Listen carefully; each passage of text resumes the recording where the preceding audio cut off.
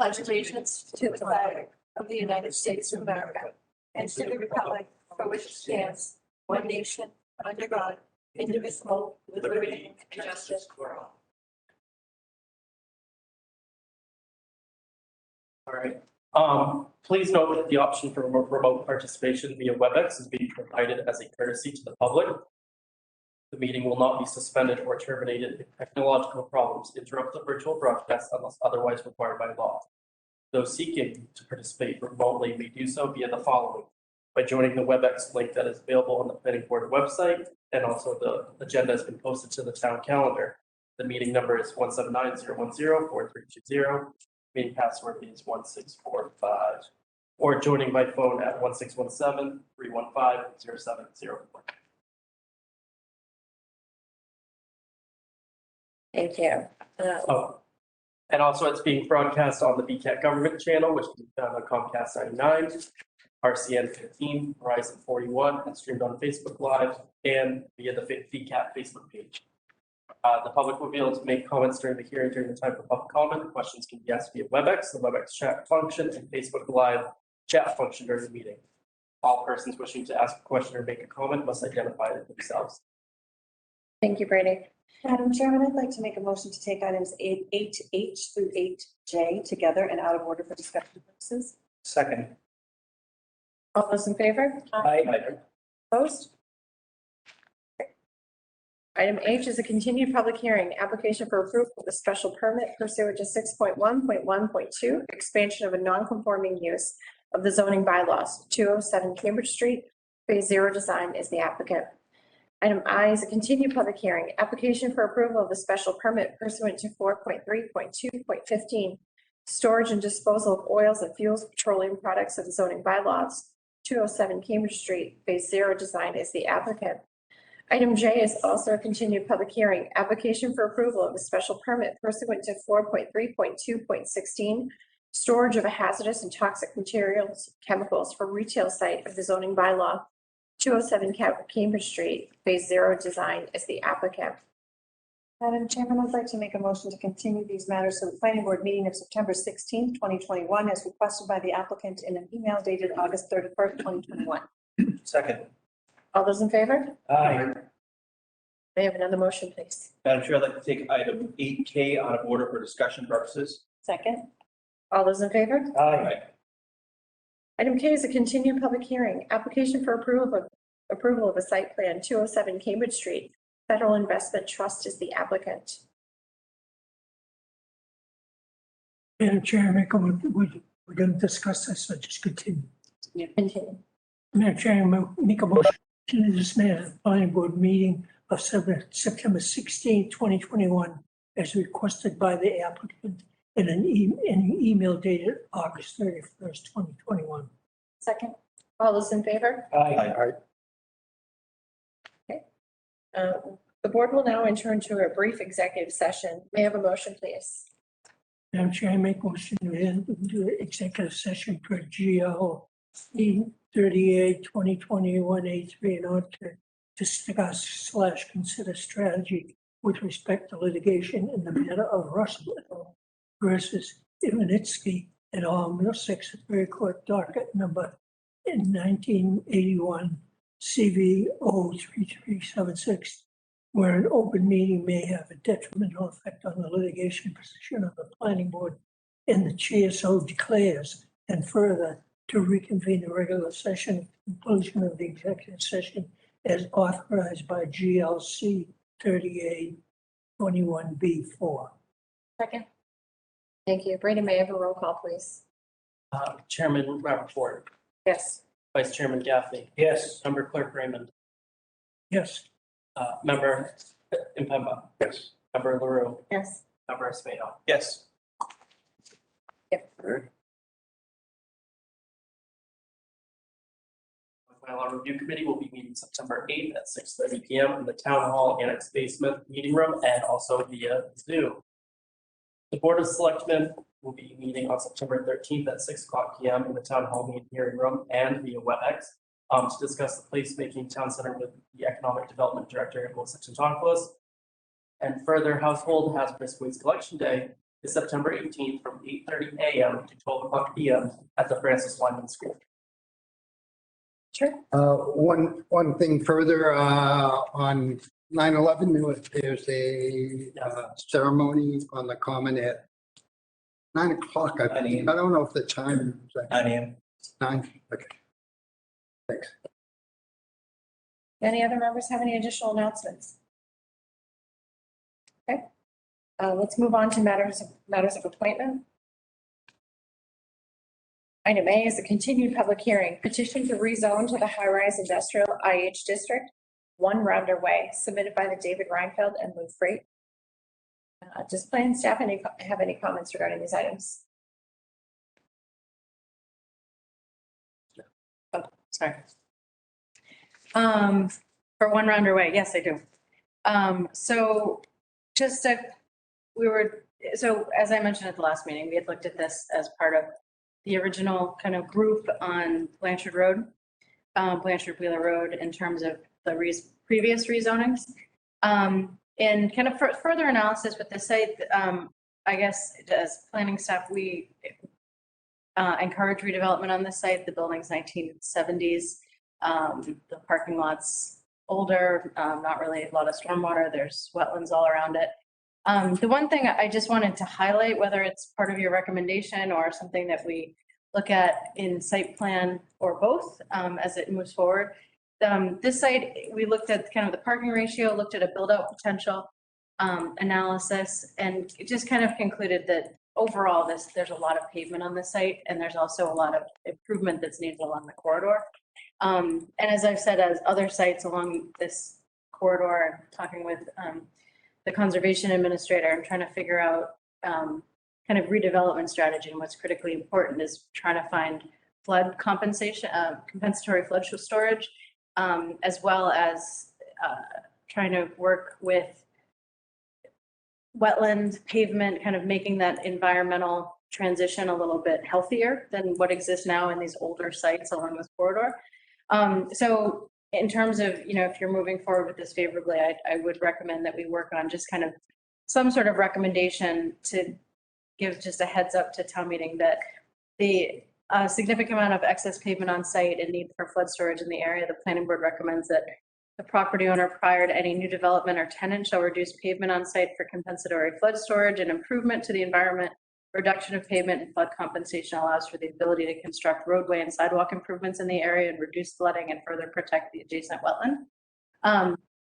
Again, I'm positive to a redevelopment of the site. I think the IH zoning or the innovation district that we're going to vote on soon would be good for this property. We are seeing a lot of interest. I would like to see, this is an older property, just like everything else when we see in older properties, just a kind of better situation in terms of stormwater and just general layout of the site, which I think can absolutely be achieved. I think the IH rezoning can help actually do a lot of improvement to that site, gain some interest to the site, put some investment in the site, and actually get a lot of the things that we're looking for in order to then move forward with kind of the better corridor and reduce a lot of the flooding issues that I'm sure many of you have witnessed over the last couple of days in the area. So again, it's something we would absolutely deal with during site plan special permit on the site, but because it's such a big issue in the area and we're moving toward the rezoning and you're making a recommendation on it, I kind of felt like we probably should at least throw it out there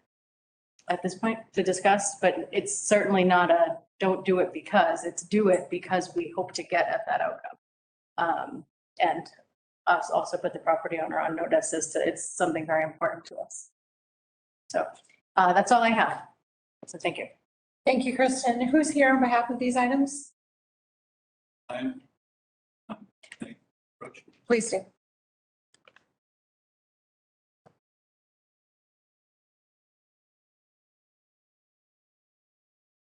Good evening, Madam Chairman and the other board members and the staff. Thank you for inviting me back the second time. I'm David Reinfeld. I'm the owner, one of the owners of One Rounder. I prepared a presentation August 19th, which I'm not sure whether you wish me to review again, but I'm happy to. I did want to expand on the comments that Kristen had just mentioned, which is the building, we purchased the building in, I think 2007, 2008, and we ran 2 businesses out of that building. It suited our businesses well. However, we did not improve the external envelope of the building, except for putting on a new roof and new mechanicals. So I agree it's in need of some improvements. In the process, we've, over the last year, we've reached out and hired a brokerage company to represent us in positioning the building to sell or bring new investment in. And during that process, we learned that there was a lot of interest in developing that site for lab use or other type of life science. And so while we heard that this board had heard other property owners in adjacent to us approach and also look for rezoning, we thought it was a good idea and a good timing to do that as well. We believe that with the rezoning, it will remove some uncertainty for investment for a long-term improvement in the property. And we also feel as owners that it will dramatically increase the value of the property, which in turn would increase the tax revenue from the property. There's a couple of images of the existing space inside. I would classify it as a sort of a lower B minus property. Our intention is to hopefully, if the board looks favorable onto the zoning reclassification, is to redevelop it as positioned for life sciences.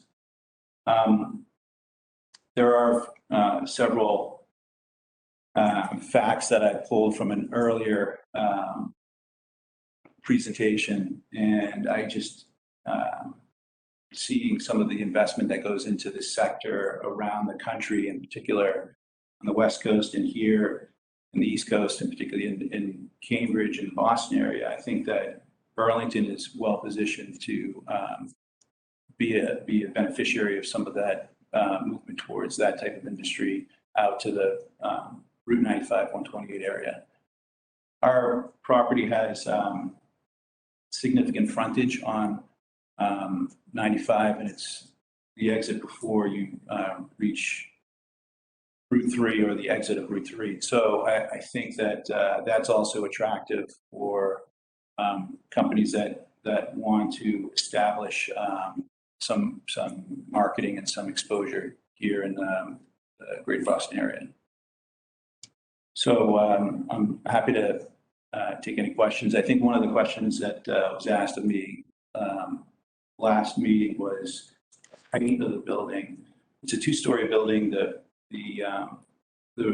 first floor, both floors have 11-foot 9-inch clearing, but I don't have the exact height of the building. I think it's no greater than 36 feet high. We have, I believe, 235 or so parking spaces. I agree that there is a lot of pavement and it's in need of improvements, and we would look to wrap all of that into a redevelopment.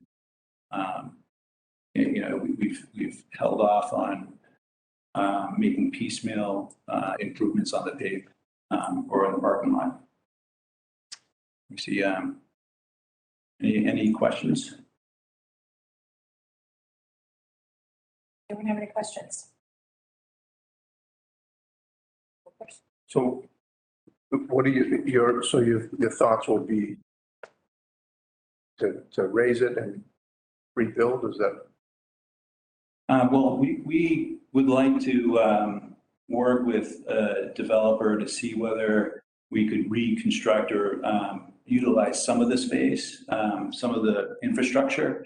However, it is a 40,000 square foot building, 20,000 feet per floor. And we haven't done an analysis of what the maximum office capacity is. We've heard different numbers based on the 3+ acres of land. So I wouldn't want to say that, we have a absolute plan A of raising it, but we would look to redevelop it as a Class A life science building. So, and you might do that within, would you go up with it or you wouldn't? Would we go Would go up or you wouldn't? increase in height? Yeah, I think, if that was available, yes, that would okay. be available. And the square footage you have, you said was what? Well, it's 39,600, so it's just under 40,000 square feet. Okay. And at maximum build out, what do you think you'd be looking at the square footage? I've heard numbers of like 65,000 square feet. So.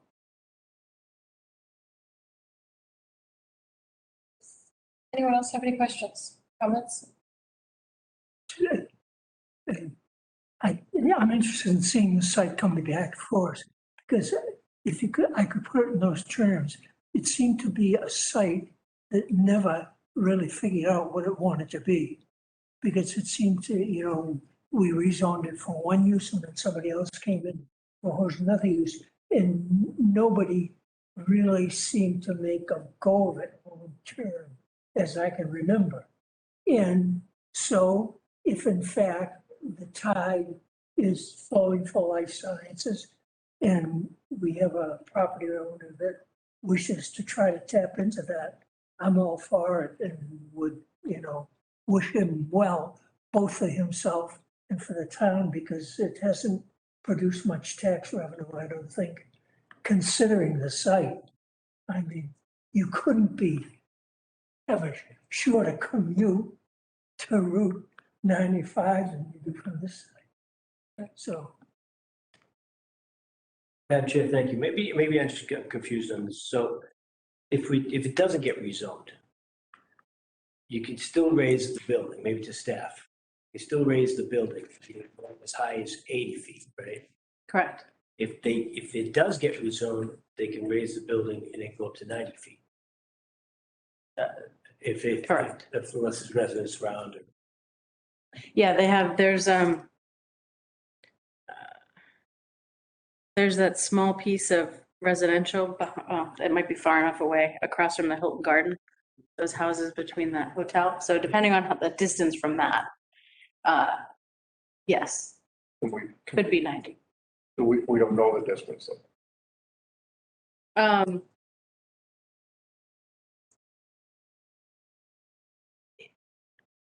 You're probably far enough away to get at least to 75 to 90. So yes, you could essentially, if you're far enough back toward the highway, yes, you can go to 90. So today he could put life sciences in there now and refurbish the building and add another story anyway, right? Without this rezoning. No, because he's already at 0.27 FAR. Okay, so it's an FAR different than he's getting.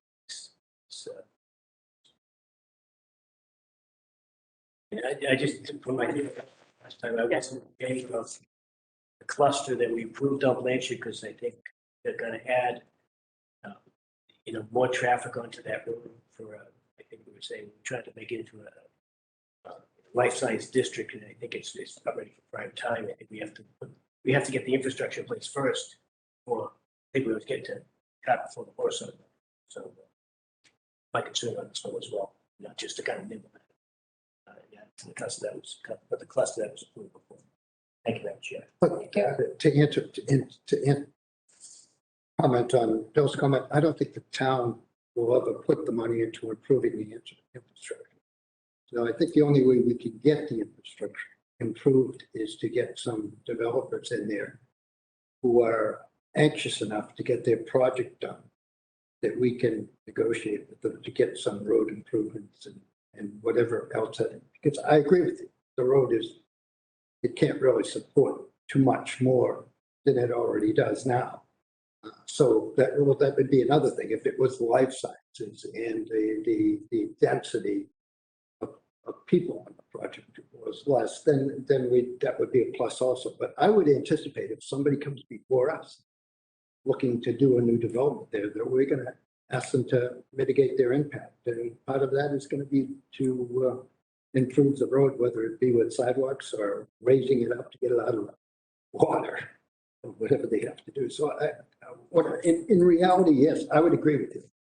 That it would be nice to have the infrastructure in place first, the big road in place, then you put the buildings on either side. But as far as I can see, Burlington is not interested in spending the money to do that. So the only place we're going to get the money is through developers. That's why I would be in favor. I'm not opinion. So anyone else have any questions or comments? Okay, this is a public hearing. Does anyone from the public have any comments on this item?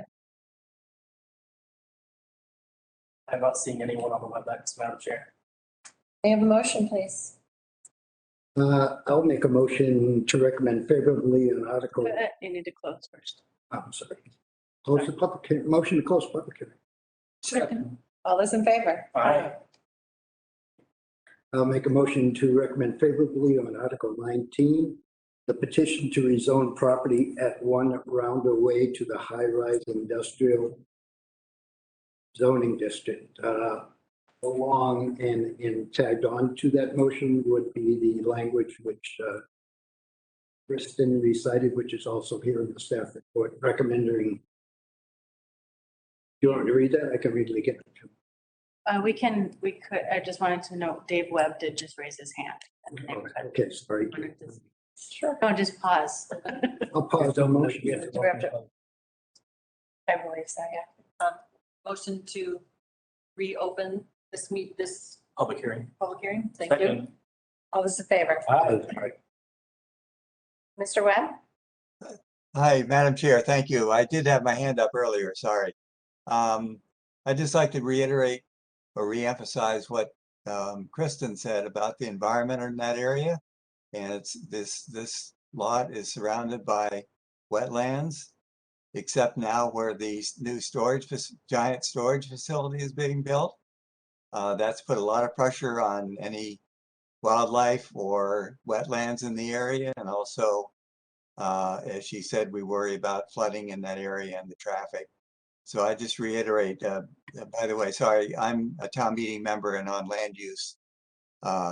So we'll be watching this site, and we do worry, of course, also about the height, allowing up to 90 feet if it's in the new the sciences district. That's awfully high for that area. We already have that giant storage facility, which is a real eyesore, and I'd hate to see another real tall building go in that area. So just a few comments from a town meeting member. Thank you. Thank you.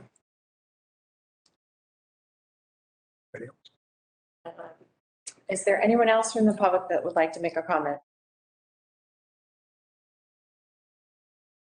I have motion, please. Madam Chair, I'd like to make a motion to close the public hearing. Second. All those in favor? Aye. Okay, I'd like to make a motion to recommend favorably on Article 19, the petition to rezone property at 1 Rounder Way to the high-rise industrial IH zoning district. Second. Included with that motion is the recommendation that Kristen had earlier. All those in favor? Aye. Opposed? Aye.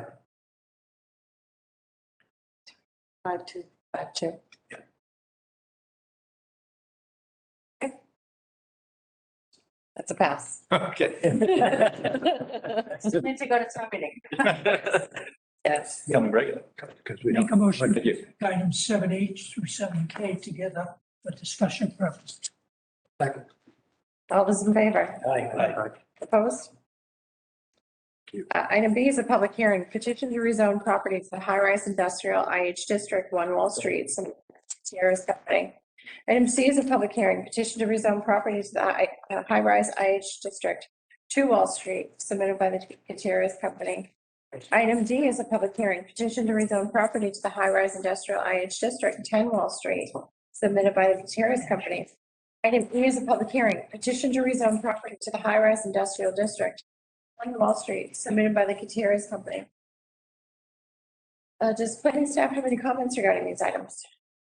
So in kind of thinking about it, reading the tea leaves from the last meeting, I did have a conversation with Scott Weiss from the Gutierrez Company. You will see that the warrant has been organized into 2 separate warrant articles. Article 20, it will be 1 and 20 Wall Street, which is the office building and the medical office building toward the back. And Article 21 is 2 and 10 Wall Street, which were the retail sites, just to kind of think about them. So you'll be voting on those 2 separately in your recommendation. So just wanted to let you know that. Otherwise, so far with the discussion with 1 Wall Street to re-tenant part of that building, I think, if diversification of our traditional office spaces is a goal, then that certainly gets to the goal.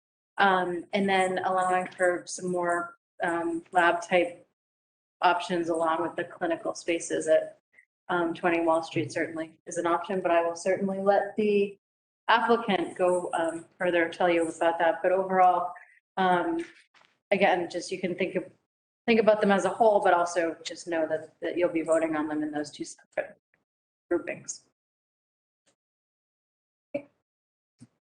Who's here on behalf of the items? Good evening. In case you didn't know, Scott Weiss with the Gutierrez Company. Thank you for your time again this evening. I appreciate the opportunity to discuss what we call Burlington Office Park 1, which is the Wall Street properties 1, 2, 10, and 20 Wall Street. We've talked at the past couple of meetings about the different buildings and the opportunities there. Just to remind everyone, so everyone has their orientation, 1 Wall Street is the larger office building. 20 Wall Street is the medical office building that are in place. 2 Wall Street is the former paparazzi, but the Tez Macau and pizza place. And then 10 Wall Street is the small retail building that, again, people remember as the former Chuck E. Cheese, but will know as maybe the now coming X-Golf. So we appreciate your time and the input and the discussion. I think as of last meeting, the discussion regarding changing the zoning, and maybe I step back just to remind everyone, the reason for doing this, of course, is, as everybody has talked about, the rising wave of life science activity in the state, of course, but certainly here in Burlington.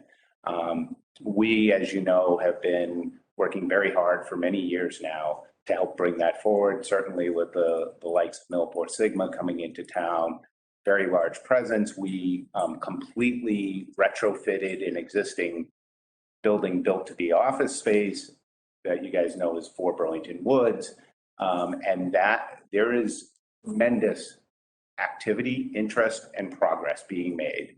All of the efforts that you, the town meeting, this board, of course, has made over the past several years are really helping turn the corner and bring in a huge amount of interest to the town. So the efforts are working, and it takes time. So I just wanted to mention that these forward. Our interest in 1 Wall and 20 Wall, the existing office and medical office building, is really more of a marketing positioning play. I think the chair had asked about occupancies a couple of meetings ago. 1 Wall Street is over 90% leased right now. There is a waning occupancy and use of the building by office tenants, and we do recognize that there's going to be a need and desire to avail ourselves to more life science users of that space. The way the building is built, the first couple of floors certainly gives us the opportunity to retrofit some of that space and make it more life science lab user friendly and ready. 20 Wall Street is a medical building already. It fits extremely well as part of this smaller life science campus or cluster, if you will. And certainly within the larger context of both a Cambridge Street cluster with some of the other properties that have been rezoned with the presence of Northeastern and their life science activity, as well as helping to grow the activity and use in Burlington as a whole. So I think based on our prior meetings and discussions, there was good support and understanding of how those fit. Where it got complicated, frankly, is an existing restaurant and a retail building at 2 and 10 Wall Street. And I think as the discussion, we modified the proposal to carve out and leave the existing buildings at 2 and 10 Wall Street in their existing zone, the BG or general business zone, so they can remain as their current use. We do have leases that extend out for some time in that on those buildings, 5, 7, 10 years. So we do not anticipate changing those buildings. And I think last meeting, admittedly, I was struggling with, well, why would we go through this process to rezone a portion of the lot? They're already somewhat cut up, if you will, today, admittedly on that side, minimally, but why would we go through this effort? And it's all about being market ready. That's what it really comes down to, is I am not sitting here today telling you I want to do a new building or try to modify something. It's to be ready for the users. The life science industry, as much as we've dealt with office tenants and other R&D groups in the past that want to be in their buildings tomorrow and we're in a rush and we've gone through that process. The life science users, because of the nature of the medicines and the activity and the research that they do, they are pushing to get their facilities delivered so quickly because it takes so long. It takes much longer to build them out. You have to validate them and get certified. If you're making anything, even those test doses for 10 people, there's an even longer certification or validation process that goes with that. So these processes take a long time, and the groups that come to us are coming to us and coming to the market looking for existing buildings when they can, much more so than any new space. And we just want the zoning to be in place so that when that user comes to us for maybe taking a piece of 1 Wall Street and wants a little test lab that maybe could be outside or something like that, not a drive-through, not COVID testing, that kind of thing. We're talking about a lab type environment where we might be able to use or reallocate some parking spaces that are underutilized when the total use goes down because of the nature of it. We have the ability and flexibility to respond quickly. If we have to wait for the next town meeting, chances are those users won't come here. It just won't work from a timing basis. It's not the end of the world. It's not something that we're going to say we don't want to do and go forward with 1 and 20 Wall Street. We think there's tremendous benefit to us, to the town, to keeping those buildings occupied with users that are most likely going to be in the life science space. But we just think that the additional zoning change for 2 and 10 Wall Street just makes it more of a campus and gives us more flexibility to be responsive in the future. That's all the ask is. And I understand the thought from board members about the concern about what that would mean. And it really means nothing more than that. And if a user comes forward, of course, we come back to the board. There would be site plan approval, certainly, and permits associated with any lab type use that comes together. So that's the request. We did bifurcate them as Kristen indicated, so that we'll certainly respect the decision of the board and the will of the board, so that we can hopefully proceed with both, but want to consider your input as well. So we're prepared for that. Thank you. Madam Chair, if I may quickly, I just want to point out that a lot of these rezonings we've been talking about have been from IG to IH. This part of 10, if you look at the colored red and purple in front of you, the part of the building 1 Wall Street, the kind of triangle there, part of the building that's in a BG zone, and then 20 is fully in a BG zone. So therefore you can have traditional office, you can have like clinical medical space, but you can't have laboratories, you can't manufacture orthotics, medical device, you can't, there's a lot of things that you're limited to because you're in the BG zone versus an IG or IH zone.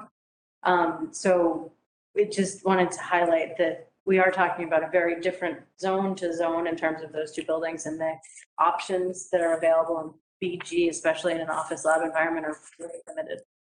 So for especially those two sites, just wanted to highlight that there is a big difference in opportunity with those two. Thank you. Any questions or comments? I asked my questions last time, so I'm all set. Yeah, so I just a couple of, so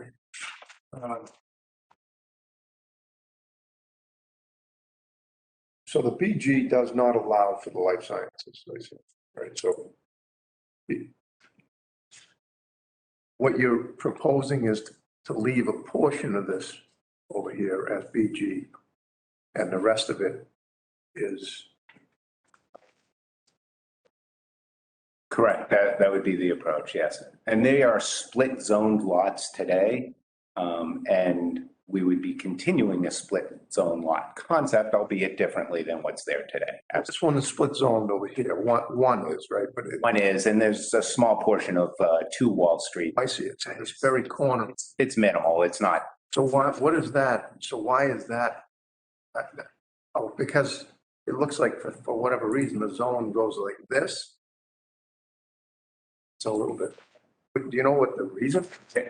I can't honestly say that's a historic line that's probably been there for a very long time, and I haven't gone back and researched why and how that ended up being like that.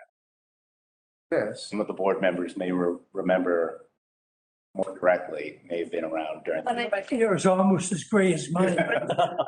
Thanks, Paul. I appreciate that. It better aligned with the old roadway system before Wall Street was even constructed, when Mountain Road kind of, Yeah. you remember if the towing place faced the other way completely?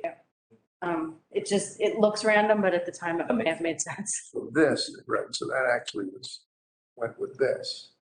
And then this piece, which doesn't, I'm just trying, because I'm trying to figure out where this, I get that this over here that would be with the IG, but that's IG. So your intention is that if given the opportunity, you'd like to build industrial high rise on all of these, except this long-term as a life science, an office R&D life science campus. That's what we see long-term. Of course, when these properties were built as retail establishments, there was no Wayside Commons. Crossroads was decidedly different at that time. The longer term viability, and again, we are talking long term, 10 years out.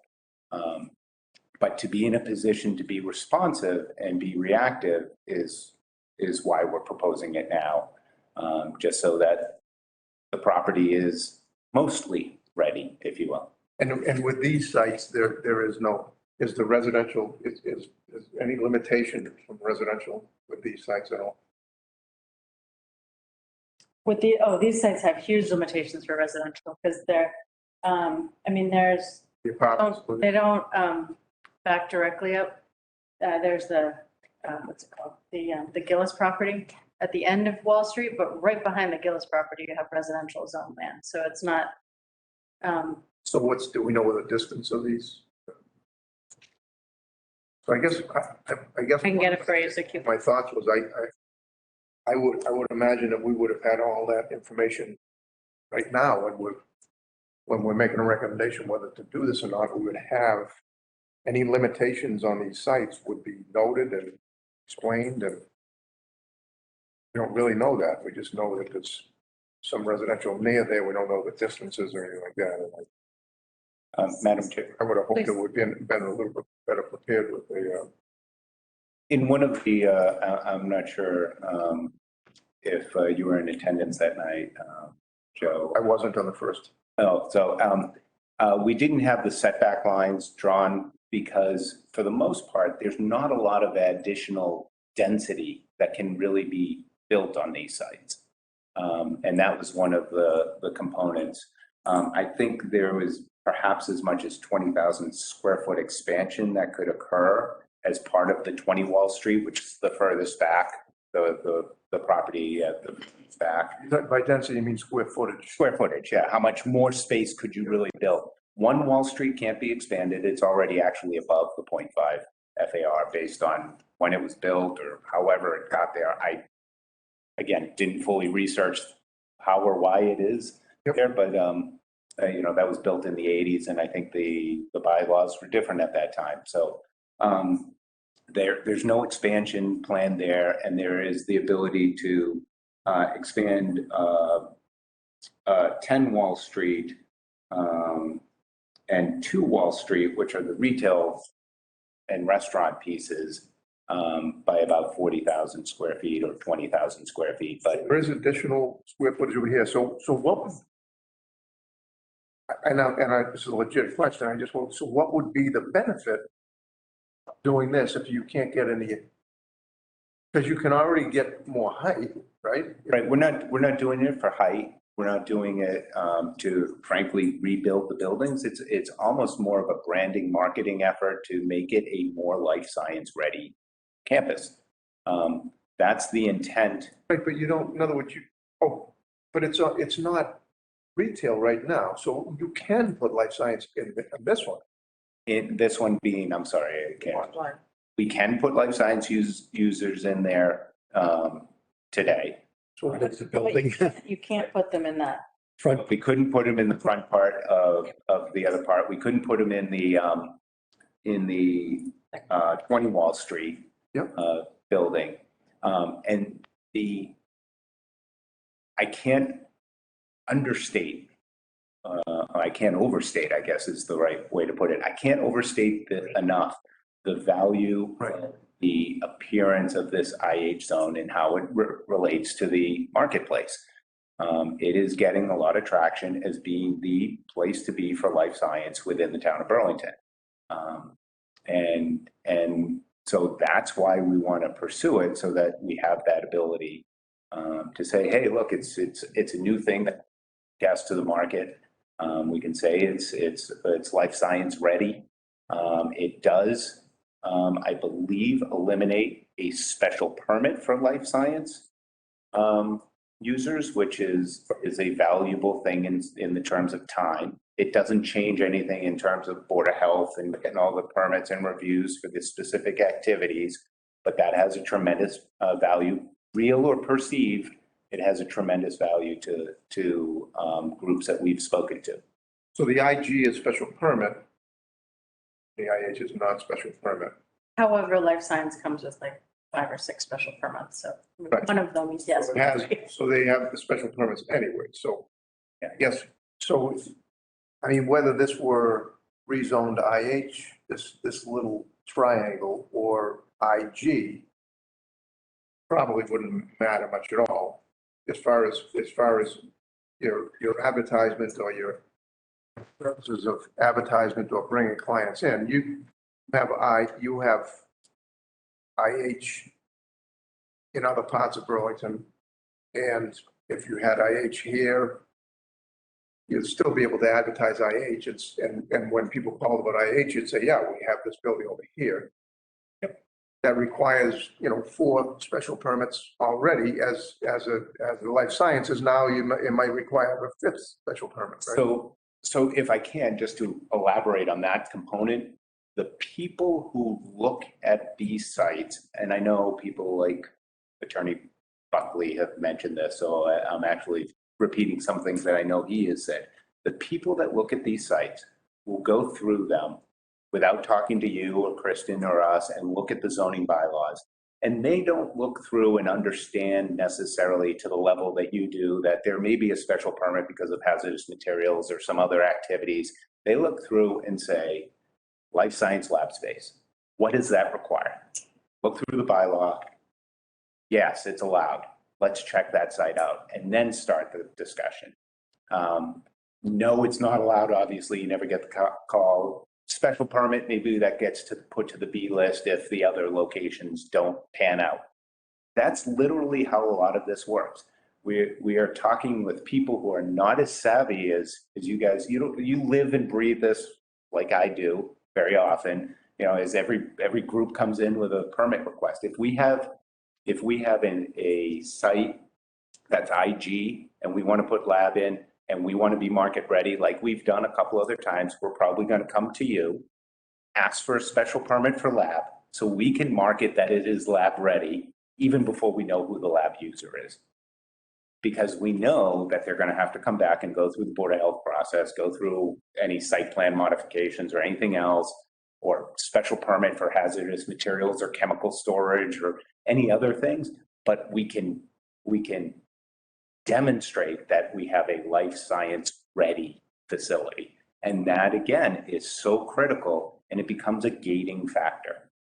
So that's a little bit of the reason why the IH versus the IG is important, and why we completely support the idea of renaming it too, because it creates a much more representative term, good, bad, or otherwise. IH means nothing, and lots of districts throughout the Commonwealth and elsewhere are some amorphous reference, but so that is tremendously helpful.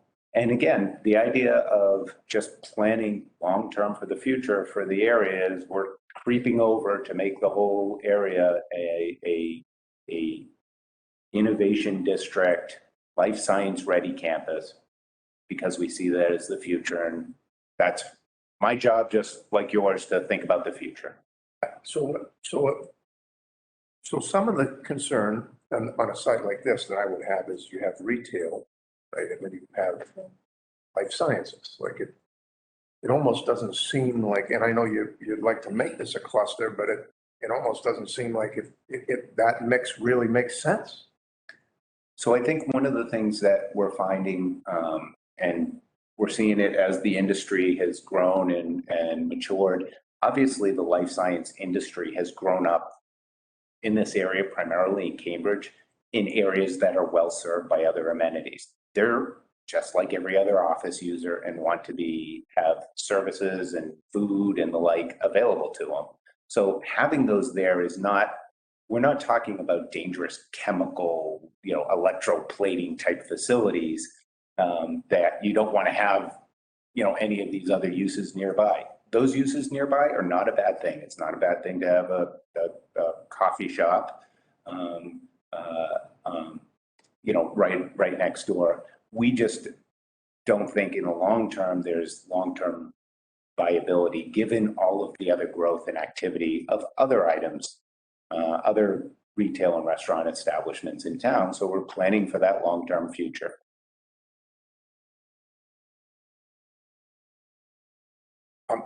I think I've expressed my concern about the whole concept about having to put an additional 10 feet on the whole thing, but I just feel like we're now putting these clusters everywhere in town, and I'm just not, I'm comfortable with some of them and some of them I'm not. And I'm not, again,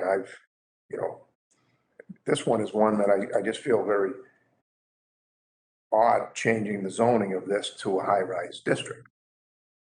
Regardless of what you're saying, that you're only going to go up so many feet on this. That's why I guess I have a big problem with the high-rise piece of it, the additional, height on these buildings when it doesn't really necessarily correlate to life sciences. I get it if you're trying, if you need to expand the, maybe retrofit a building and you need to bump up the top story another so many feet but 10 feet in the height of a building, I have a hard, I don't see the correlation necessarily the way some of the members do, and I think it's maybe just a mental block in my head that I just don't see the correlation the way some people do.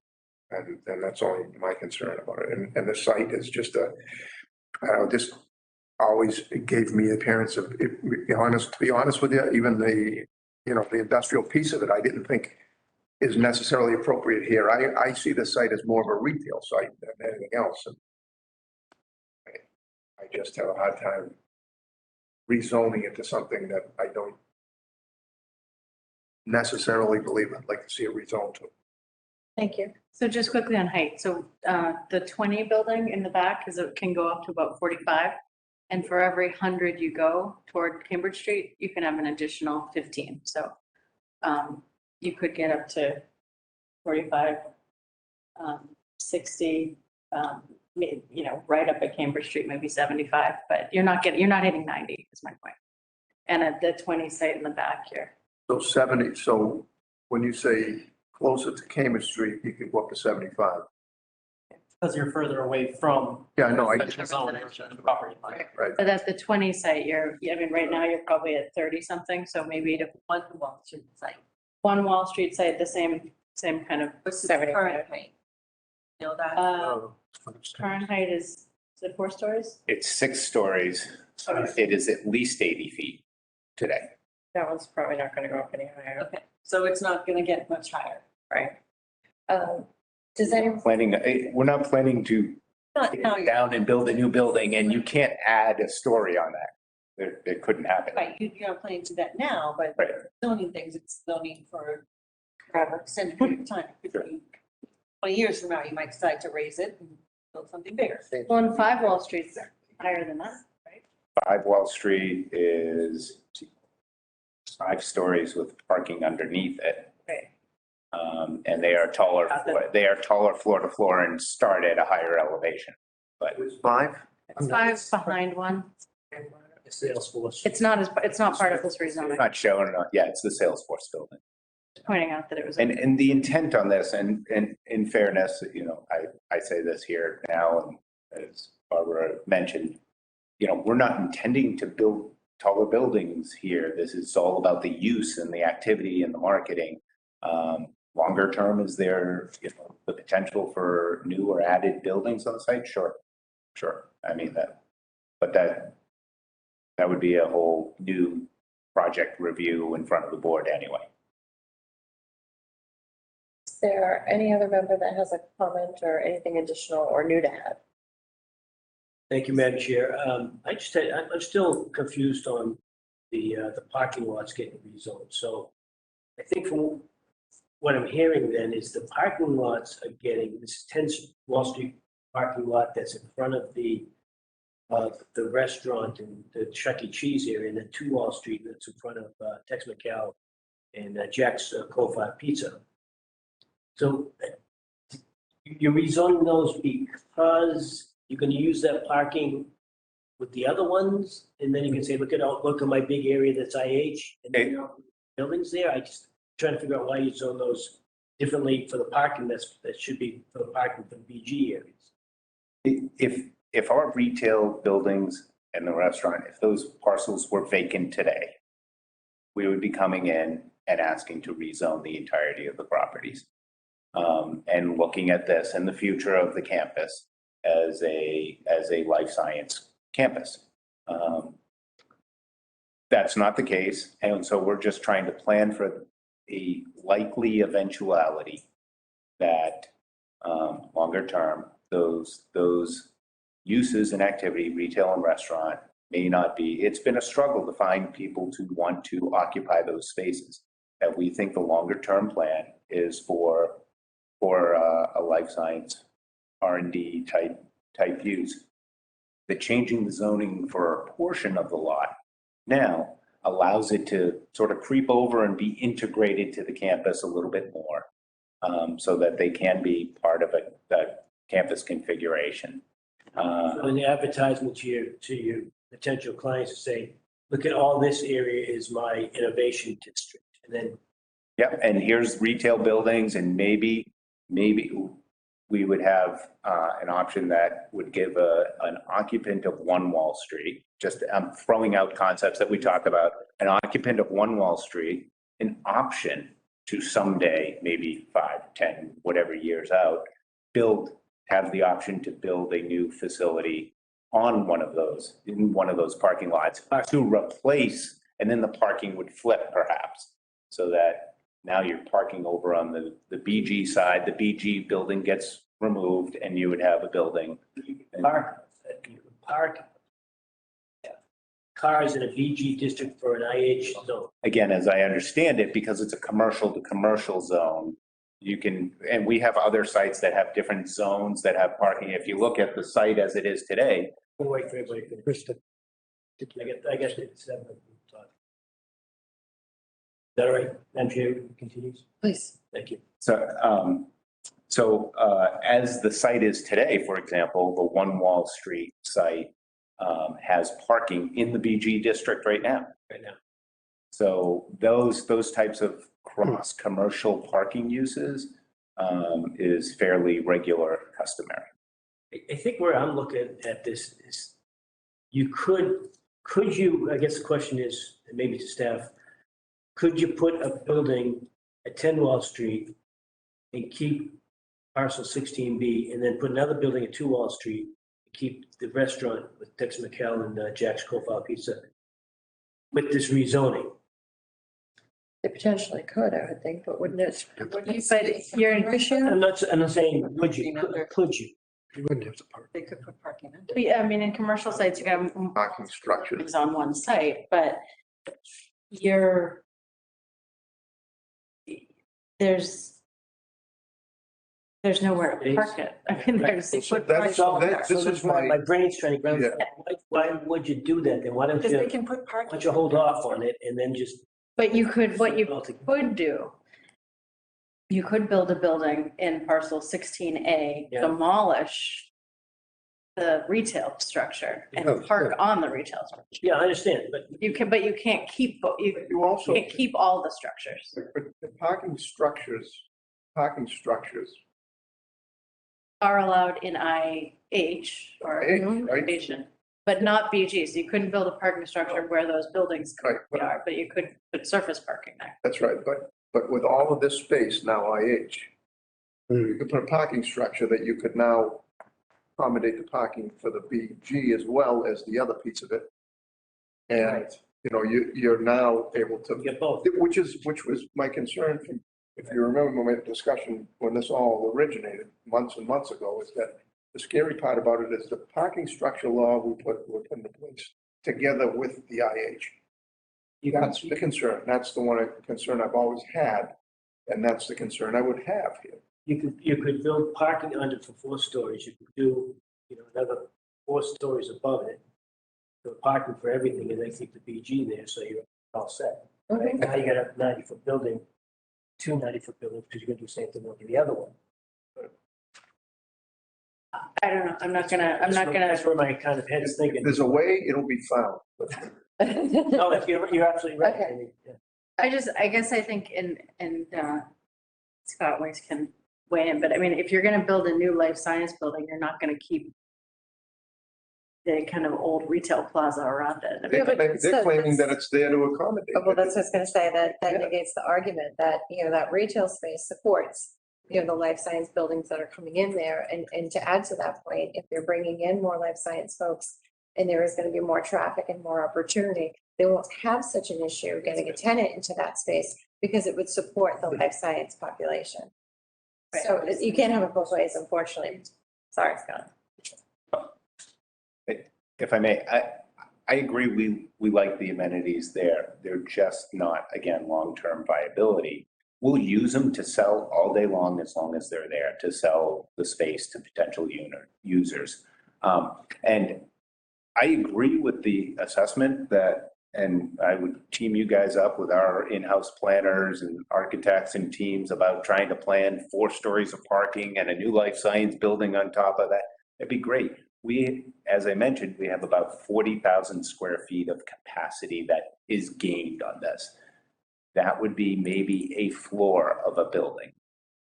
Right, unless you acquire contiguous property as well, right? I don't know what's there connected to this, and that was one of my other questions I've had this whole thing from the beginning of time.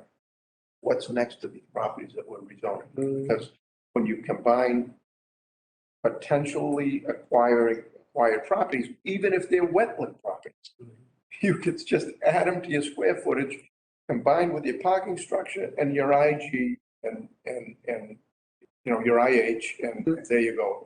That's the recipe for something we didn't anticipate. And this is something I've been asking from day one. Sure. What? Or you can petition down, change it. That's right. There's multiple ways of doing it. And, Right. you know, it's, I think that, there's definitely some concern here. Does anyone else have anything new to add or comment? Member Covino?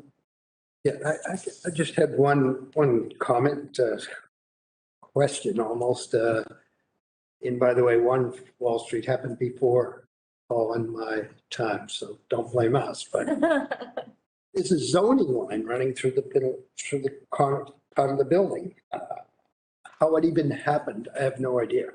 But I think at the least, I would definitely support changing the zoning on Wall Street to make it at least all one zone. And, okay, so if we can do that, IH is fine with me for that parcel, because how would you sell that building to a lab science person if you said, oh yeah, but you can't put lab in the front half of this building, or I mean. Obviously, yes. Yeah, obviously leasing it out or, it creates a lot of problems in that section. Doesn't it now even create problems? It does create some, yeah. I don't know how it happened, so I could see. One of the advantages for BG and either I is general office space is allowed. Right, but. Yeah, so it would end up being, you can only put certain uses and activities over here and you can't put them over there, and that becomes very difficult. Well, and I'll say our assessors have it as BG, the whole thing, The whole thing. and it doesn't even note split, so. In my That's bad opinion, for I can see, I'm marketing. glad that it was broken out into two articles. Agreed. I can see 1 in 20, but right now I can't see the rest of it. I mean, if it happens, come back. And again, as I mentioned, it will be likely, 10 years or so, and then we'll be having this conversation because the opportunity to do any of these things that you guys are imagining won't be there, and it won't be available. Because it won't be, their users will not come forward and look for a property to get rezoned and wait for that time frame to have that discussion. We've got 10 years to make that discussion though. 10 years, that's a long time. It is, it's a very long time. I probably won't be talking to the same 7 people. Maybe, maybe not. I hope we are. Of course, Do I get a shot? if you would like, of course, if you have something new to add, I'd No, love to hear it. no, I thought it was going to be a short meeting tonight. But it can be. It still can be. But I've been listening and my thinking is more general. Scott has people come to him saying, this is what we want. They're way ahead of us.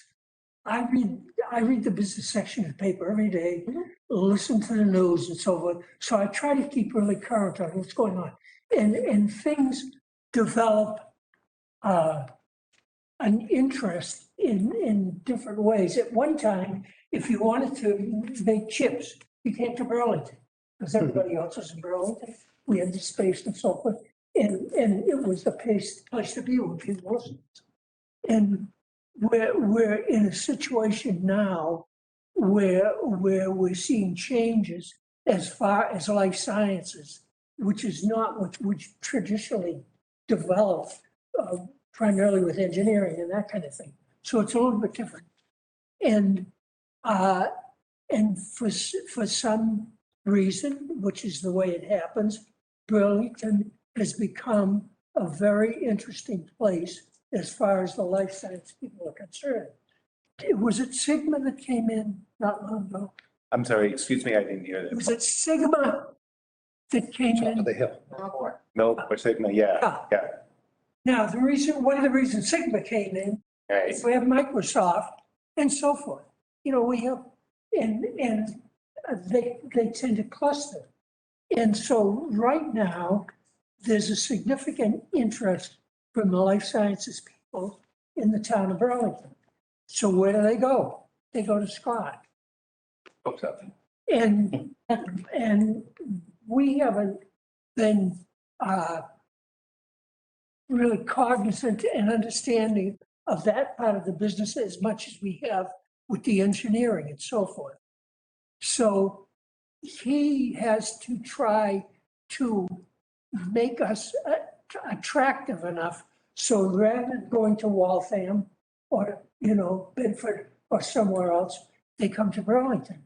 So he's coming and asking us for certain things, which I don't see major, issues, saying that this will help us to attract those clients that are looking now in that particular area.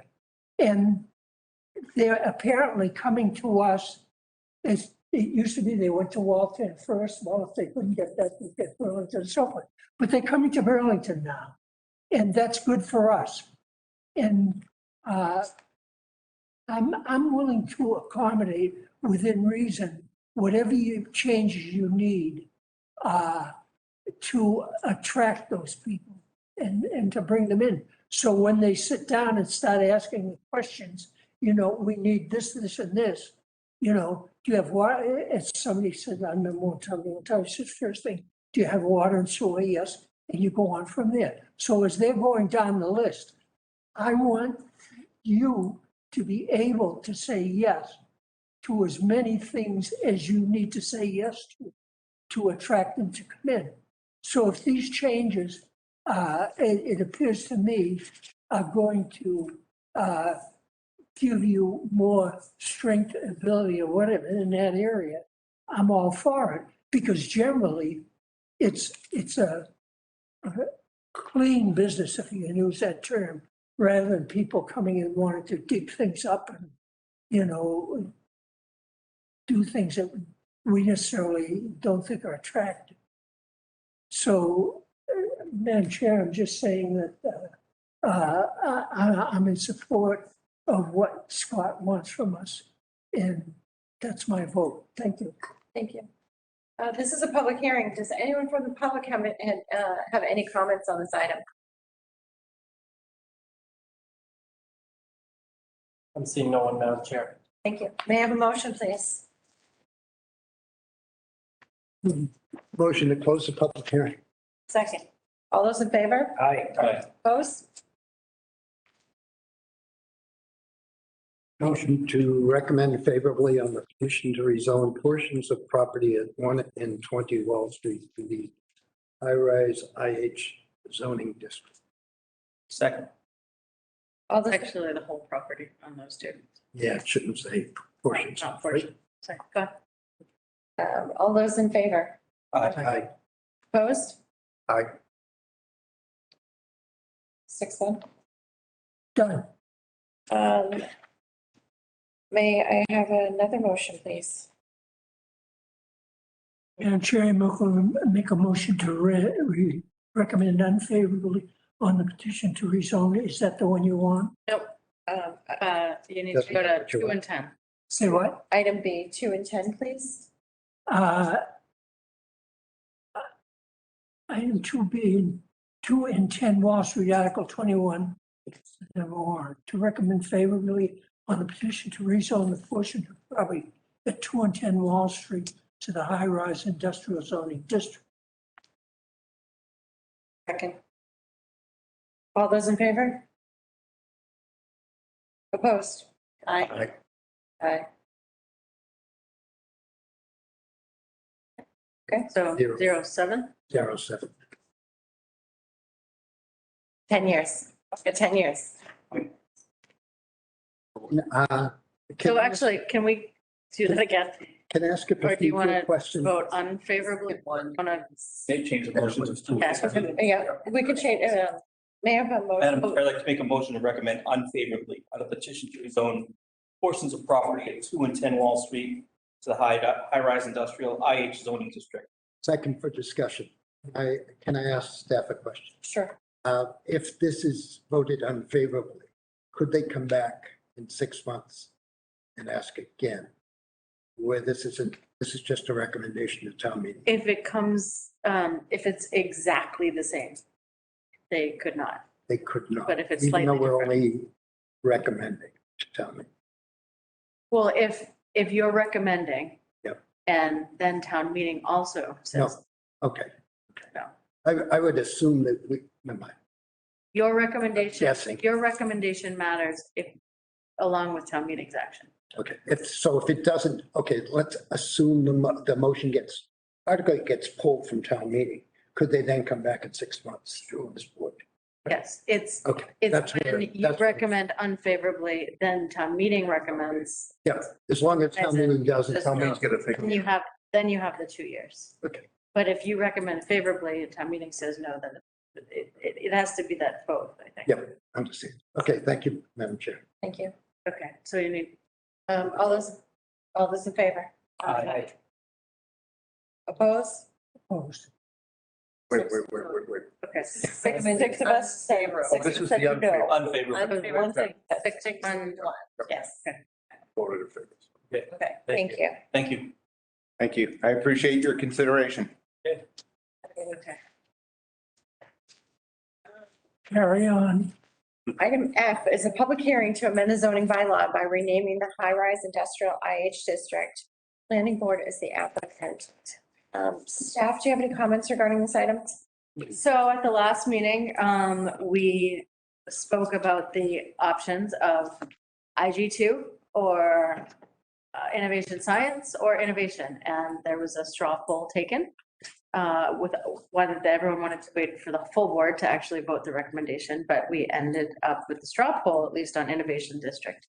I am open for discussion, but that's at that point, and we're happy with the option. As we mentioned before, we looked at a lot of other places, as Scott Weiss had mentioned, that there are a lot of kind of really boring districts and names, and such as IG and IH, and this one seems to make sense. So we have Innovation District in front of you tonight, unless others have more comments.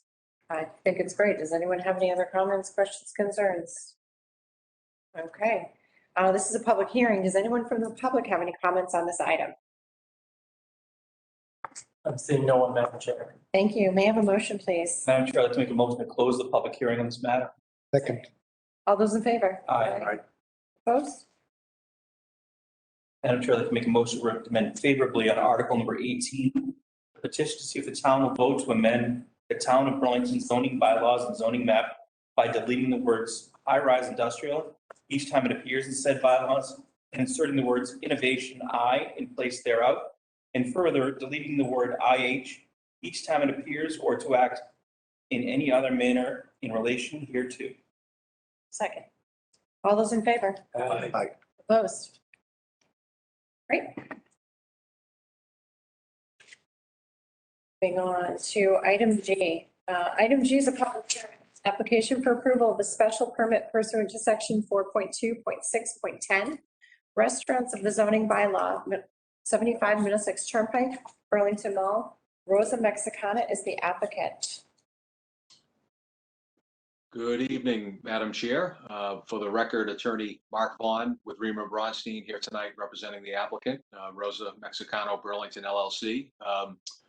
With me are Chris Westcott, who is the president and CEO for Rosa Mexicano, and also Michael Kipfer, who is a architect with Mancini Duffy, who are the architectural firm of record for the project. So very pleased to be before you tonight in connection with this application. I think it's relatively straightforward in that Rosa Mexicano is looking to take over the space that was formerly occupied by Besito restaurant at the Burlington Mall. If you recall, Besito was a Mexican restaurant that existed on the kind of the food court side of the mall, on the other side of that mall entry from where Legal Seafood is. And Rosa Mexicano is a very well-regarded, well-established, very popular Mexican restaurant with select locations in New York, New Jersey, and they only have one other location currently in Massachusetts, and that's in the Seaport area of Boston. You might be familiar with where they are there. So this would be only their second location in Massachusetts. So they are very excited about being able to locate here. The space would be exactly as it was when Besito was in there. In fact, the seat count is virtually identical to what Bacito had in terms of the interior seating, and the layout would be very similar. And if the board may recall, Bacito had entry from the mall corridor itself, which would continue to exist here, and then you have your exterior entrance as well. So the only difference here is that there are going to be some exterior patio seats that would be provided. You can see those at the top of the screen. There would be 36 patio seats that would be in the front of Rosa Mexicano. As the board may recall, the patio area was actually previously approved by the planning board, I want to say a couple of years ago, when we were in for a site plan amendment for this area of the mall, where some patios and some hardscape and other improvements were approved, with the acknowledgement, of course, that the actual users of the patio would need to be back before the planning board for the appropriate special permit. So the patio area is identical in size, I believe, to what was previously shown on that plan. So, and again, that would be 36 seats out in that area. We have worked with the building department, Mark DuPel, the building inspector, to make sure that there's appropriate barriers that are provided there to provide, safe barriers for any folks that are out there dining. So I know he's comfortable with that, and I think he's indicated that to the board. So what I wanted to do is just maybe quickly introduce Chris. He's been in the restaurant industry for many, many years, and I know they're very excited about this opportunity to be able to locate here in Burlington. It's a location that they've been looking to get at for a while, and I think the pandemic might have put a dent in everyone's plans at one point in time. But I know that Chris, maybe you could speak a little bit about your restaurant and coming to Burlington. Well, thank you for giving me an opportunity. To all the board, thank you. We have been looking in the Boston area for additional locations. For me personally, it's a bit of a homecoming, having grown up in the area, and a lot of family members are still there. I'm very excited about the possibility of us having a restaurant close to where they live. Rosa Mexicano has been around since 1984. We focus on an upscale, authentic, regionally inspired Mexican dining experience. We are not your typical Tex-Mex location where this is finer dining, and we believe that the demographic within the market, and very interesting conversations that I was listening to in the previous presentations, but those are our target audience. So I'm very intrigued by who's coming to the area. But we focus on a scratch kitchen. Everything is made from scratch in a chef-driven program, and focus on features from all around the country in all of the different states of Mexico. So we really look forward to the opportunity. We think that having grown up in the area, the Burlington Mall has always been that premier mall in the area, and we think that we're a great amenity for the local community, and we love the space. The fact that we're not going to gut it and completely change it speaks to the layout works for what we are attempting to do, but it will certainly look a lot different than what you may have experienced in the past. The finishes and the materials that we use and the environment that we try to create is very lively and spirited, but we call it the elegant fiesta. We want people to have a good time, but we want it to have an elegant edge. And we think that will play very well here in Burlington. Thank you. Brady, do you have any comments from?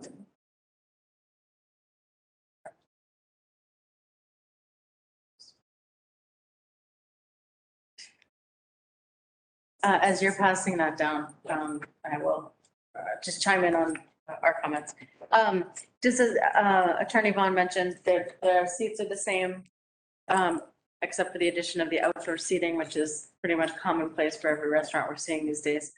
And don't have any too many issues. Some of the individual comments that are in the staff report, in the decision that we have drafted, just in terms of, that we obviously have the employee seating that we always have, but also the mall has a lot of transportation demand management conditions and making sure they're working with the, which is like multimodal transportation and buses, and working with the tenants to really help get staffing as well as people to the site.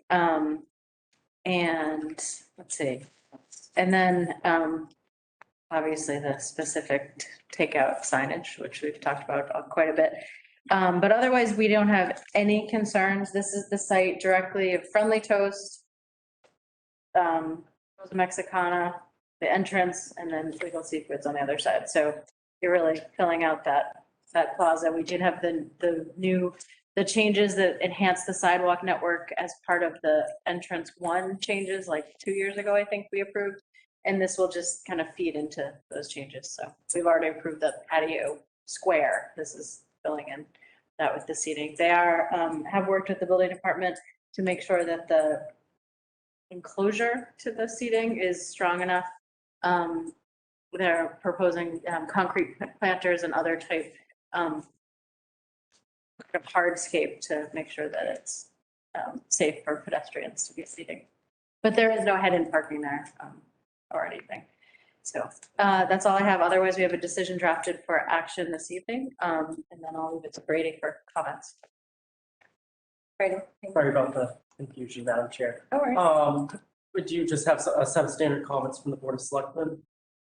Just requiring that 12 and over seats, they will need the tourist license, over 20 seats with wine and malt, liquor license and a victualler's license. 30+ seats will also need a wine and malt or a full alcohol license, in addition to a victualler's license. And then our Inspector of Buildings, Mark DuPel, just commented that exterior seating, that the fencing would not be adequate for protection for vehicles. And then the interior egress doors are required to be remote from each other as much as possible. The main exit and exit to outdoor seating are not properly distanced. And then Inspector DuPel did follow up with the comment that concrete planters and exterior barriers are okay for protection for outdoor dining. Board of Health, the standard pre-demolition, pre-renovation inspection checklist, and then from the food agent, Marlene Johnson, just a plan review needs to be submitted to the Board of Health. And fire department had no objection. Fire department, no objection, and engineering standard water sewer comments. Thank you, Brady. Does anyone on the board have any questions or comments? Yeah, just a few questions. You mentioned something about takeout signage. No, I said we have the standard no individual name takeout signage. Thank you. I didn't hear that part, so I just want to make sure that's what you. I kind of breezed over it. Will the patio seating be 3 seasons, or do you intend to enclose this now and heat it? We typically, I'm sorry, Mark, go ahead. No, why don't you go ahead, Chris? Yeah. Yeah, we will typically run our patio from April to October, weather permitting. We don't intend to enclose it for winter use, and we will remove the furniture for snow removal purposes during the winter months. Thank you. And one last question. It looks like there are 3 entry exits, 1 to the outside and 2 to the mall. Are those entry exits to the mall just for emergency exit, or are those going to be how people enter? One at the vestibule is guest entry, and Okay. And then the one that's further into the mall is a fire safety exit. Okay, thank you. I have no further questions. Thanks. Thank you, Madam Chair. Just a couple of questions. What is the landscaping in the planters? It hasn't been identified as of yet, but it'll be similar to the plantings that have been done in the changes that they made to the parking lot. I think we would work with the landscaper that services the mall and get something that's complementary. So we're not, creating something that conflicts with one another. Can that, be approved with the landscaping plans with the chair? Thank you. And the only other thing is, that, as you're an upscale restaurant, do you plan to have any valet parking? We actually talked with the landlord about that, and it wasn't something that was stipulated in our lease. It was a request, and we agreed that we would look at that at a future date. So at this moment, I would say no, but it's an open item for consideration if we deem that to be something that would be advantageous to the consumer as well as to the business. I think any changes to that, you'd have to come before us. Yeah, so there's a condition in here that they need to, if they are doing valet, they need to come back and identify those spaces and. Maybe, I'm not sure the mall is aware of that, so maybe you can communicate that to the mall manager and say, just doesn't happen between mall manager and a lot of that's been going on. Thank you, Madam Chair. Thank you. No, if valet is part of it, they need to have it approved by this body. Yeah, They create some spots, put some signs up. This is burrito parking only. Burrito parking. Does anyone else have any questions or comments? Nothing. This is, Just one quick, and I'm excited. It really looks nice. I like the outdoor seating concept. What's that? said you and me Yeah, both. I know, doesn't it? that's great. I can't wait. So, just one quick question. In some of the schematics, you have enclosures on both ends of the outdoor seating, and then on some of the pictures, you don't have that. I'm just wondering if it's going to be there or not going to. I would think as the board of selectmen, we have more of an issue with that if there's liquor involved, but just curiosity purposes. Yeah, I believe we have enclosures at the end, and then we have a gated opening that allows people egress from the patio. But it is fully fenced in and enclosed for the specific reason of alcohol service and keeping that contained. Okay, great. Great. Thank you. This is a public hearing. All right. Does anyone in the public have any questions or comments? I am seeing no one, Madam Chair. A motion, please.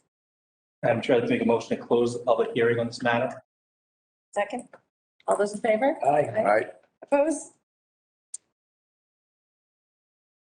I'm trying to make a motion to approve the request of Rosa Mexicano Burlington LLC for a special permit pursuant to section 4.2.6.10 restaurants of the zoning bylaw to permit the operation of a full-service restaurant, Rosa Mexicano, in the existing 3,967 plus or minus square foot tenant space with a total of 167 dining seats for property located at 75 Middlesex Turnpike in the general business BG and Aquifer A districts, subject to terms, conditions contained in Exhibit A attached, and then. Second. All those in favor? Aye. Aye. Opposed? Welcome to Burlington. When do you intend to open? Thank you very much. Do you know when you'll be open? They're looking to open the first part of the new year. So Great, sometime. thank you. We look forward to it. Thank you. Hope to see you all soon. Thank you very much again. Thanks very much. Bye. Have a good night. Thank you. Next up, meeting minutes. Did everyone have an opportunity to read the June 17th and July 15th minutes? Yes. Finally, yes.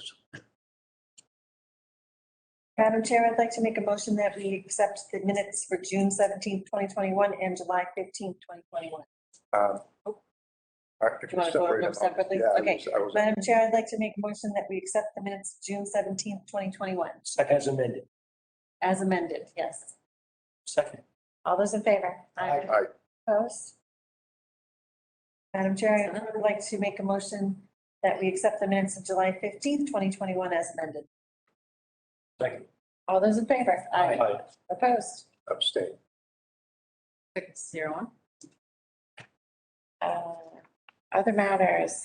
So up for discussion is the Select Board's Transportation Committee. At the last meeting, you guys had asked reach out to the selectmen as to if they figured out their dates and times. They have not. It seems like they're looking to figure out who wants to be on it and then figure out what those dates and times work for those people that have volunteered. So that's that. I will say, I had a conversation with Member Covino today. The MPO seat, which is the Metropolitan Planning Organization, which their pretty much sole responsibility is to control federal transportation funds. In the Commonwealth, there's a board made up of regional representatives as well as a few at-large and Boston reps. Woburn has been our Woburn has represented us for forever, as long as I know. I have reached out to, and the election is up in October. I did reach out to Woburn to see, are you running? We'd support you, but what's going, and they actually had said that the MPO is really trying to diversify those who represent the Commonwealth in transportation funding decisions. And I guess she said only 9% of communities have been represented over the past 10 to 15 years. So therefore, they're really looking for communities that haven't represented the MPO or sat on the MPO to do so. So our seat is the North Suburban seat, which is Woburn, Linfield, Wakefield, Stoneham, Winchester, Burlington. Am I missing one? Anyway, that group. And I did reach out to Paul Sagarito, and I said, since this federal infrastructure bill passed, what's happening? Do we want to sit at the table? Anyway, I think it's an interesting discussion to have a conversation about the MPO representation, and he responded back and said they're already thinking about it. So that was really, really good news. Because I think it is an important time to be thinking about that. And in terms of this transportation committee, I don't know how those two things directly interact, but I think they're both important. And just kind of wanted to bring that up as a thought in terms of what the transportation committee would do might be more than just necessarily internal, but also more regional and getting more involved in projects and funding decisions regionally and locally here. So I hope, again, I don't know if that's the scope of the committee, but that's something that I think we all should talk about. Maybe explain a little bit more about what the MPO does. The MPO distributes federal transportation funds. They also are part of, so through the Transportation Improvement Project, through there's a whole bunch of different alphabet letter groups that I could talk about, but the multimodal transport, pedestrian and bikeway funding, congestion improvement and air emissions funding, a whole bunch of funding pools that they control and vote on. So The whole state, for the whole state? for the whole, well, there's a couple different MPOs. I think there's 5 MPOs on the state, but our region is, pretty much 128, even up past 128 is this MPO region, Boston Metro. 97 communities out of 351. And is there committee advisory to somebody, or do they actually make the allocation? Do you know? The board makes the allocation if you're an elected member. Oh, that's why they're saying only 9% of communities have been represented, like making all these decisions for all these years. So we wonder. No, I'm just kidding. Anyway, I don't know. I just thought that was that's something we've been talking about, and I think it's important. But anyway, Transportation Committee representative they are looking for from this board. Do I have any volunteers? So fold it out. Draw the short straw, or? There might be a volunteer. Ernie, how do you feel about that? I'm interested in it, but I'm not really sure that because I'm on the ZBRC and on the housing partnership. If somebody was willing to maybe do something with the housing partnership, I might be interested, but we can talk about that afterwards. So do we need to make a decision on that tonight? No, but I think they do want to start thinking about meetings, so I mean, But it's your appointment, I assume? It's the chairman's appointment, correct? yes, but Okay, so it doesn't have to be done. knowing the chairman, I think, yeah, no, it doesn't need to be, but I think you have voiced what you needed, but you have a lot of things on your plate right now. Is there anyone else that doesn't have a committee that they're involved in, that they could? I'm not really interested in taking this on, but I would be interested in talking with Ernie about the housing partnership. Stop it. Okay. But I don't really know. I'd like to learn more about what it is that you're doing and when you meet and the commitment and all of that. Okay, We could put it off for another meeting and I could talk to Ernie in the meantime about that. Well, or as mentioned, it's the chair's decision, so you guys figure that out, just let her know. so it's the guy that doesn't show up at the next meeting that gets appointed, right? Yeah, so you can Fair. actually, you can just appoint, after They we may- talk, you can do the appointment. We don't have to do it. That's fine. So, So we may have 3 representatives, depending on who's in show next meeting.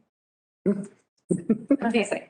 Okay. May I ask a question about committees? Of course. There's something called the Metropolitan Area Planning Council that was formed long ago, and it was to, it has subregions and so forth. And there are certain things, decisions that you're making that you don't get to make unless they get the approval of the MAPC. And I attended that for many years, or whatever. I guess I wasn't really appointed because I said something about being the representative, and he said, well, you weren't represented. So I became chairman and appointed myself. But do we still have somebody? Yeah, but we've represented on the MAPC. MAPC. Yeah, that's an important. committee. And that's the region for which you need to get votes. Whoever wants to run as the representative to the MPO on behalf of that region needs to get votes from that region. So that's the North Suburban Planning Council is the region to the MPO that needs to be represented. We haven't met in a while though, I wonder if it's because of the pandemic and stuff, but it's been a long while since we've had a meeting. Right. No, because I remember we had, I was trying to get something done at the Route 3 intersection and so forth. And, I had supported some of the other people, their projects and so forth, but I just could not raise enough interest to push it through. Because I wanted that, because each subregion makes a proposal and they select 1 or 2 with some federal funding that comes to that committee. Madam Chair, I would say you appoint Paul, because if not, he may make himself chair. And That's a fair assessment. All right, well, let's talk about that and, we can reconvene on that matter. Regarding the housing partnership, the housing needs assessment. I think we're all fairly familiar with kind of what's going on there. Jeff, do you want to enlighten us or do you want to just go for the motion? I can, I mean, also member Camino can also, the housing partnership is looking, they've, as they came to the last meeting to talk about the housing needs assessment as well as the Affordable Housing Trust. They're both 2 separate articles. We are recommending, so at the last meeting, I thought we were just moving forward with the housing needs assessment. But anyway, so we're just recommending to vote on, to get a recommendation on that this evening. We talked about it again, kind of straw poll at the last meeting. The housing needs assessment is actually very timely, especially with the new 2020 census data that's come in terms of really looking at enough data and doing a much deeper dive into specific needs of residents in terms of just housing needs and who's here and what kind of projecting that demographic out. They are looking to use funds that they already have in the affordable housing set aside. The Affordable Housing Trust needs to actually exist before you can call it I'm not gonna call it a kitty, but like a special account. But anyway, they're using funds from that. I think they were saying it's gonna be somewhere between 25 and 30,000 that they're gonna be looking for a town meeting. I don't know, Ernie, I don't know if you have an update, but they're just looking to get some support from local boards about to support the article for that. Yeah, Great. trying to, we actually talked with people from MAPC and are recommending that they do the study since they have a wealth of data, like extreme wealth of data, along with some community involvement, obviously, and trying to figure out a way to make sure that not just the people who normally show up. So we get a broader view of the community, because without that, we really don't know which direction to go in. And I think it's a worthwhile thing to do, for sure. I agree. I think it's an excellent use of money. Does anyone have any comments, concerns? Do we need to vote on this? Is that what they're looking for? Yeah. Okay, Our motion. Madam Chairman, I would make a motion that we vote favorably to support the Housing Partnerships Housing Assessment article. Oh, I'm supposed to read this. Okay.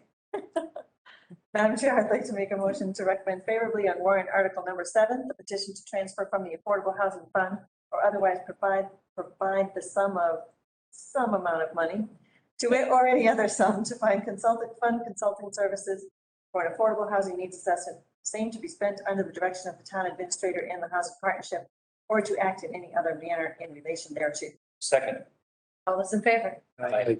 Opposed? Great. Sculpture Park update. Barbara, do you have something to share with us? Well, you all know that on Saturday morning, you're going to get up bright and early and come down to the sculpture park to see the unveiling of the fabulous new sculpture. It's 9 o'clock in the morning. At 9 o'clock in the morning. You will bring coffee if you want. It will not be a long ceremony, but it will be fabulously exciting, and you should all be there. Great. In addition to that, we did do a little reorg, which I don't know if we weren't supposed to do that, so you can tell me if we weren't allowed to do that. John decided that he wanted to step down as chair. He's still going to be on the committee, but he's done it for at least 3 years now, and he wants to be a worker bee instead of leading the effort. So I was elected chair at our last meeting, so I am chair of the Sculpture Park Committee. Hopefully we were allowed to do that on our own. I don't know. Congratulations. Yeah, you did. Ask Paul. You're in. The other news is that later on in September, we're going to be putting out a call. We're going to start another group called Friends of the Burlington Sculpture Park, because we need to set up a 501c so that we can apply for grants, and also because we need more worker bees. So we're going to be putting a call out to the community asking for more people to become involved. Great. Thank you. Let's talk about illegal signage. Good job. Yes. That's all I have to say. I think I shared Vice Chair Gaffney's. I can say that when I drove through town center, I had heart palpitations as well. And when I saw your email, it was very supportive of that. And thank you, staff, for reaching out to all the folks who had, illegal signage to make our community a little prettier, or I should say a lot prettier. It's all great. He's done a wonderful job. Yes, thank you. I appreciate that, and if I may, Madam Chair, I will say, the building department really, and especially Inspector Capel, has also been going around and also working and communicating that way. So that's made things. Great. Right. Yeah. It's been a very positive working relationship. Right. Good to hear. Have you It's seen, not just my single efforts, it's really. have you seen the fruits of your labor? Do you see that the signs are coming down? Yes, and members of the board have commented on that, so. But Yes. Good. Well, I say here to that because Yes. I tried to get that done, and the building inspector Roberts said, "Get out of my office." He said, you wanted to take down all the political signs. I did. As a I matter know. of fact, No, I'm serious. I did a lot of investigating, and a lot of towns do have. They said, you can't regulate political signs. Well, you can. And sometimes, interesting enough, the town of Lawrence, a city, has the best thing, it says you can only put it this far from your house. Right. It's Sure. supplies To and respect everything that. else. Yep. And the thing that inspired me to do that, somebody was running for county office, down in the Bedford Street or somewhere. There was a 4x8 plywood thing saying, you know, Middlesex, something.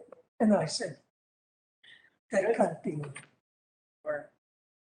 I will say quickly on Airbnb, I did reach out, as I mentioned at the last meeting, to the town administrator, just since member Gaffney had reached out to Airbnb in terms of their protocol, if communities essentially prohibit short-term rentals, if they know that and they're sent a letter from the chief elected officials or board, that they can kind of like they can flag that in their system. So town administrator has said sure to adding that to the agenda at their next.